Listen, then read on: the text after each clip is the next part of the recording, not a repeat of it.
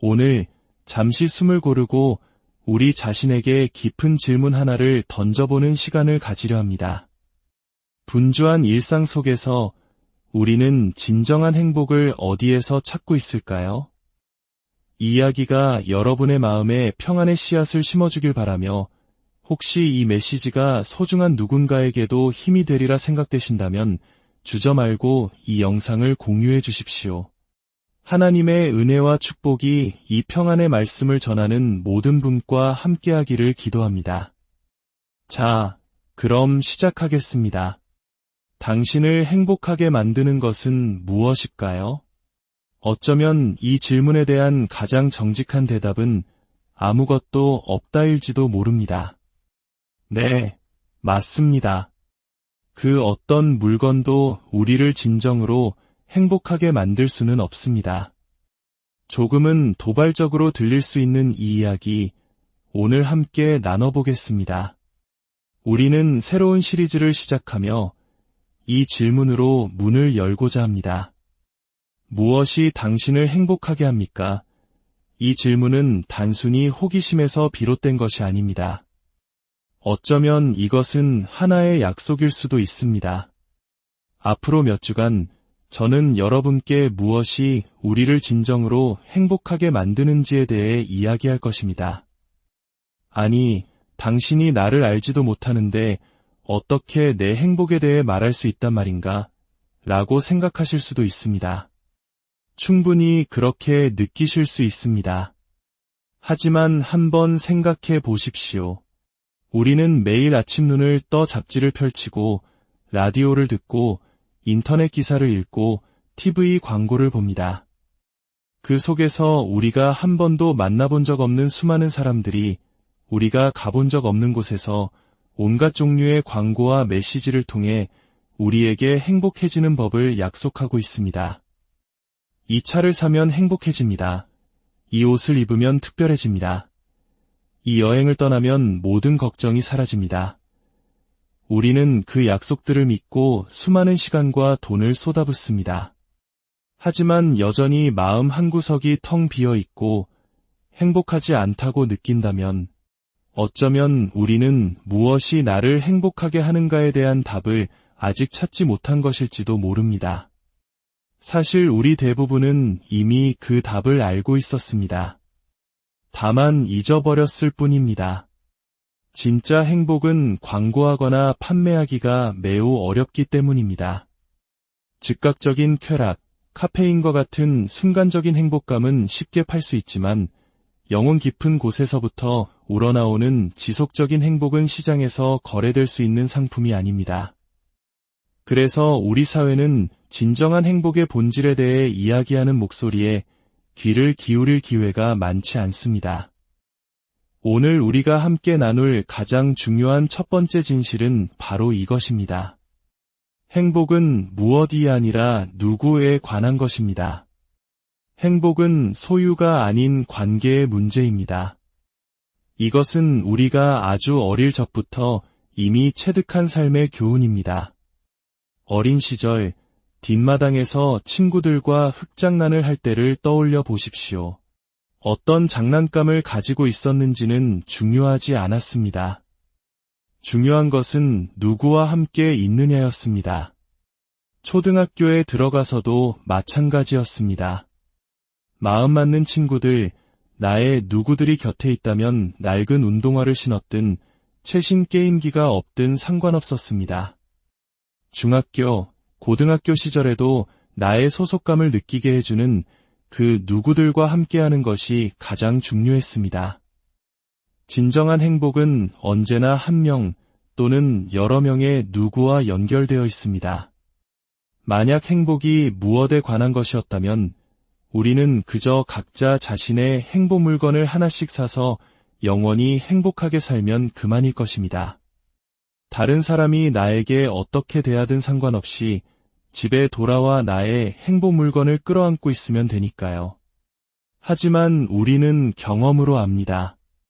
행복 물건이 주는 기쁨은 항상 그 다음엔 무엇을 사지? 라는 또 다른 욕망으로 이어질 뿐입니다. 그것은 마치 카페인과 같아서 시간이 지나면 효과가 사라집니다. 처음 최신 스마트폰을 샀을 때의 그 설렘을 기억하시나요? 하지만 몇 달이 지나고 새로운 모델이 출시되면 내 손에 들린 폰은 금세 낡은 것이 되어버립니다. 새 차를 샀을 때의 기쁨도 새로운 직장을 얻었을 때의 흥분도 마찬가지입니다. 여기서 중요한 사실이 있습니다. 낡아가는 무엇 때문에 당신의 행복이 시든다면 당신은 애초에 행복했던 것이 아닙니다. 잠시 들떴을 뿐입니다. 이 진실을 보여주는 더 강력한 증거들이 있습니다. 바로 부모의 마음입니다. 이 자리에 계신 부모님들이라면 깊이 공감하실 겁니다. 부모는 결코 가장 불행한 자녀보다 더 행복해질 수 없습니다. 자녀 중 한 명이 아파하거나 힘들어하면 부모는 세상의 모든 것을 다 가진다 해도 마음 편히 행복할 수 없습니다.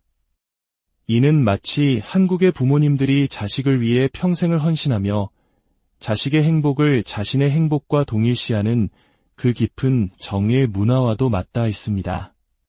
결혼 생활도 마찬가지입니다. 배우자를 진심으로 사랑한다면 배우자의 불행을 넘어 나 혼자 행복해지기란 거의 불가능합니다. 왜 그럴까요? 우리의 행복은 결국 무엇이 아닌 누구에게 굳건히 묶여있기 때문입니다. 더 가슴 아픈 예시도 있습니다. 만약 한 부부가 아이를 간절히 원하지만 난임으로 고통받고 있다면 그들에게 세상의 어떤 부와 명예가 주어진다 해도 진정한 행복을 느끼기 어려울 것입니다. 그들이 소유한 집, 자동차, 옷, 화려한 휴가는 텅 빈 마음을 채워주지 못합니다. 그들은 새로운 누구를 가족으로 맞이하고 사랑하기를 간절히 원하고 있기 때문입니다. 그리고 인생의 마지막 순간을 상상해 보십시오. 우리가 눈을 감을 때 남는 후회는 무엇일까요? 그때 그 명품 구두를 더 사지 못해서 아쉬워라고 말할 사람은 아무도 없을 것입니다. 내 자동차와 마지막 인사를 나누게 해주시오라고 부탁할 사람도 없을 겁니다. 인생의 마지막에 남는 후회는 언제나 관계에 대한 것입니다. 좀 더 사랑한다고 말해줄 걸, 그때 용서할 걸, 가족과 더 많은 시간을 보낼 걸, 우리는 결국 무엇이 아닌 누구와 화해하고 싶어 할 것입니다. 행복은 본질적으로 관계적이기 때문입니다. 이쯤에서 어떤 분들은, 특히 강인함을 중요시하는 남성분들은 이렇게 생각할지 모릅니다. 나는 행복하기 위해 다른 사람이 필요 없어. 나 혼자서도 충분히 행복할 수 있어. 그렇게 말하는 사람들은 보통 두 부류로 나뉩니다. 첫 번째 부류는 삶에서 단 한 번도 관계의 부재를 경험해보지 못한 사람들입니다. 태어날 때부터 가족과 친구들의 사랑에 둘러싸여 있었기에 고립이 어떤 것인지 상상조차 하지 못합니다. 마치 평생 풍족한 음식을 먹어온 사람이 나는 음식이 필요 없어 라고 말하는 것과 같습니다. 두 번째 부류는 관계적으로 고립되어 있지만 그 상황을 바꿀 수 없다고 느끼는 사람들입니다. 그래서 스스로에게 난 괜찮아. 난 아무도 필요 없어. 나는 바위고 나는 섬이야. 라고 되뇌며 방어기제를 쌓습니다. 하지만 이것은 매우 위험한 생각입니다. 우리 인간은 결코 홀로 살도록 설계되지 않았습니다. 고립은 우리의 영혼을 병들게 합니다. 진정으로 행복한 사람들에게는 한 가지 공통점이 있습니다. 그것은 바로 내면의 평안입니다. 그들은 자기 자신과 평안합니다. 부유하든 가난하든 외향적이든 내향적이든 그들은 자신의 모습 그대로를 편안하게 받아들입니다. 다른 누군가인 척하거나 무언가를 증명하려 애쓰지 않습니다. 자신의 피부 안에서 편안함을 느끼는 사람들, 바로 그들이 행복한 사람들입니다. 또한 그들은 다른 사람들과 평안합니다. 억울한 일을 당했더라도 원망이나 쓴뿌리에 얽매여 살지 않습니다. 어떻게 당신은 그를 용서할 수 있었나요? 라고 물으면 그들은 담담하게 그냥 놓아주었어요. 용서했어요. 라고 말합니다. 복수심이나 미움으로 내면을 들끓게 하지 않습니다. 그리고 많은 경우 행복한 사람들은 하나님과 평안한 관계를 맺고 있습니다. 그들은 이 삶이 전부가 아니며 보이지 않는 더 큰 목적과 섭리가 있음을 믿습니다. 결국에는 정의가 실현될 것이라는 신뢰, 그리고 하나님에 대한 깊은 믿음이 있기에 다른 사람의 평안과 기쁨을 앗아갈 만한 고난 속에서도 꿋꿋이 걸어나갈 힘을 얻습니다. 만약 이 모든 것이 사실이라면 우리는 매우 중요한 결론에 도달하게 됩니다. 당신의 평안을 무너뜨리는 모든 것은 궁극적으로 당신의 행복을 무너뜨립니다. 잠시 과거를 돌아보십시오. 우리 인생에서 가장 큰 후회로 남은 결정들을 떠올려 보십시오.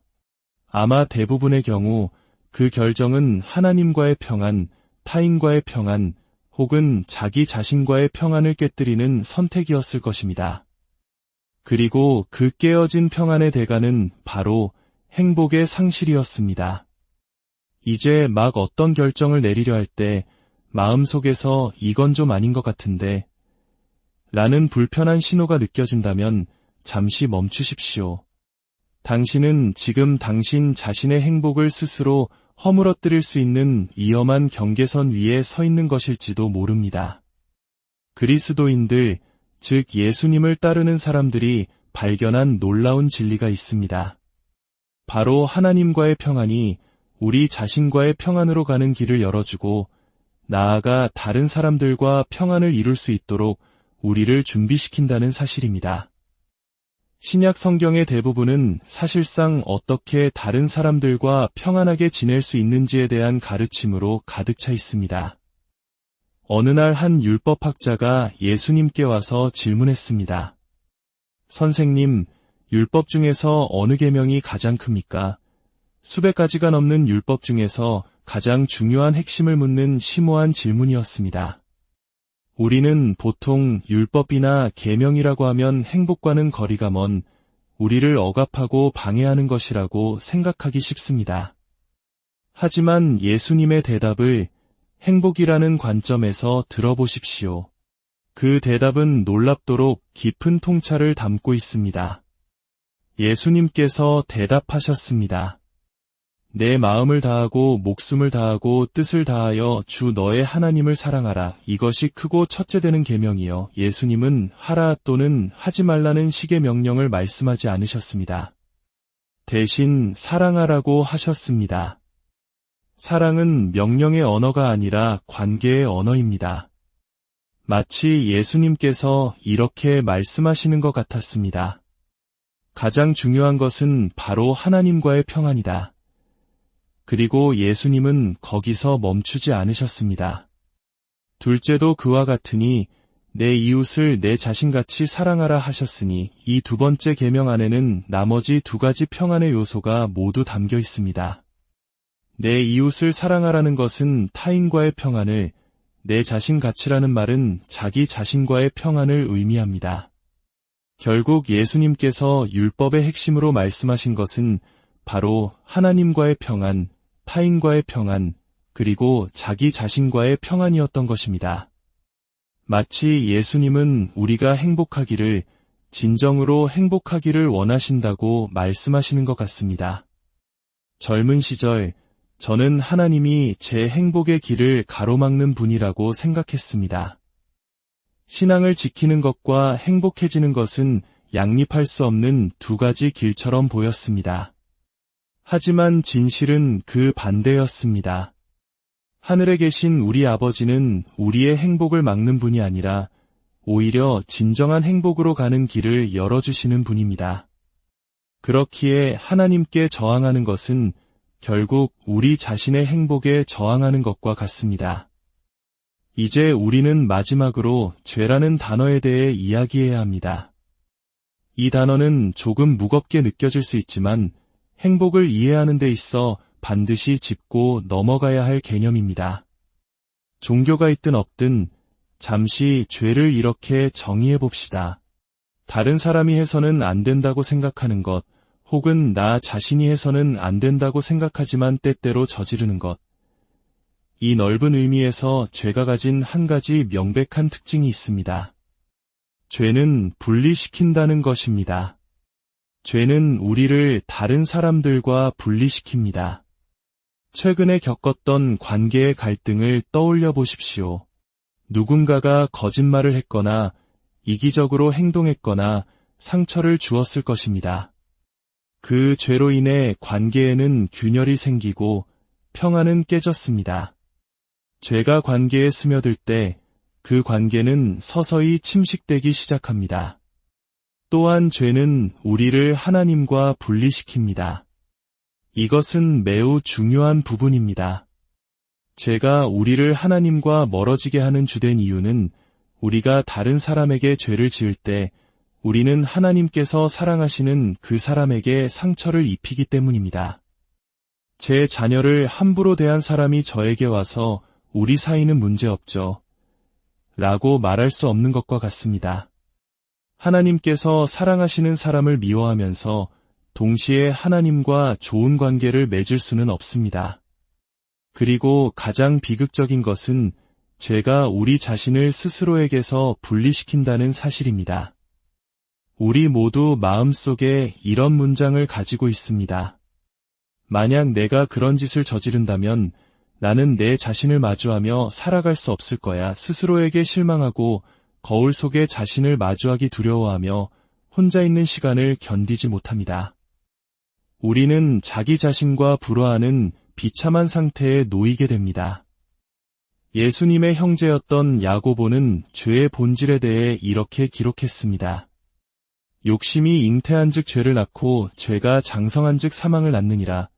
여기서 사망은 육체적 죽음뿐만 아니라 관계의 죽음, 평안의 죽음, 행복의 죽음을 의미합니다. 처음에는 아주 작고 귀여워 보이는 아기 죄를 우리 마음과 관계 속에 들여놓습니다. 이 정도는 괜찮겠지. 하지만 그 아기 죄는 무럭무럭 자라나 어른 죄가 되고 결국 모든 것을 파괴하고 죽음에 이르게 합니다. 이제 모든 조각을 맞춰봅시다. 행복은 무엇이 아닌 누구에 관한 것입니다. 행복한 사람들은 자신과 타인과 그리고 하나님과 평안한 상태에 있습니다. 죄는 이 모든 평안을 깨뜨리고 우리를 분리시킵니다. 그리고 예수님께서는 삶에서 가장 중요한 것이 바로 이 세 가지 평안을 회복하는 것이라고 가르치셨습니다. 그렇다면 결론은 명확합니다. 만약 당신이 진정으로 행복하기를 원한다면 당신은 예수님을 따르는 삶을 진지하게 고려해 보아야 합니다. 당신은 행복할 수 있는 능력과 가능성을 가지고 태어났습니다.